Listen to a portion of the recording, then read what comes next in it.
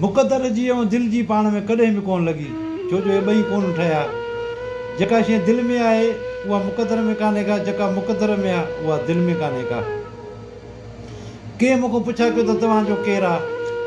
मां चयो अगरि जे वक़्तु भलो आहे त सभु पंहिंजा आहिनि, अगरि जे वक़्तु ख़राबु आहे त को बि कोन्हे को। ग़रीब माण्हू जेको सो मानी जे लाइ भॼंदो थो वठे, ऐं जेको दौलतमंद माण्हू आहे उहो मानी खे हज़म करण जे लाइ भॼंदो थो वठे।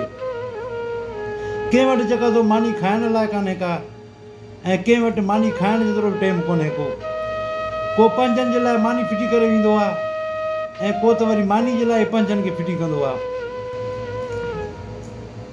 कुझु शयूं अहिड़ियूं आहिनि जेके ख़रीद न आहे करे सघंदो माण्हू। दोस्ती, मोहबत, उमेद ऐं ख़्वाब, सिहत, ख़ुशियूं ऐं वक़्तु, इहे शयूं माण्हू ख़रीद न आहे करे सघंदो। सभ खां ख़तरनाक जेको दुनिया में नशो आहे उहो इंसान जो ई आहे। न माण्हू उनखे ख़रीद करे सघे थो, न उन खां बग़ैर माण्हू रही सघे थो। को चवंदो आहे त दुनिया जेका सो मोहबत सां थी हले, को चवंदो आहे त दुनिया जेका दोस्ती सां थी हले। जॾहिं आज़माए जो ॾिठोसीं त दुनिया जेका आहे मतिलब सां थी हले। तव्हां सभिनी दोस्तनि जी महिरबानी। अगरि वीडियो पसंदि अचे त लाइक ऐं शेयर करियो। सलाम वालेकुम।